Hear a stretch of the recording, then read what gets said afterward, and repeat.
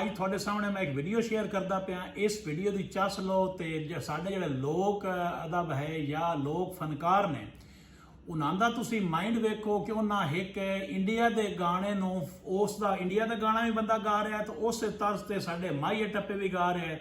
ਉਹਦੀ ਚੱਸ ਹੀ ਵੱਖਰੀ ਹੈ। ਵੀਡੀਓ ਸੁਣ ਕੇ ਕਮੈਂਟ ਦੱਸਿਆ ਕਿ ਵੀਡੀਓ ਤੁਹਾਨੂੰ ਕੀ ਹੋ ਲੱਗੀ ਹੈ। ਬਹੁਤ ਸ਼ੁਕਰੀਆ ਜੀ। ਸੁਣੋ ਚਲੋ।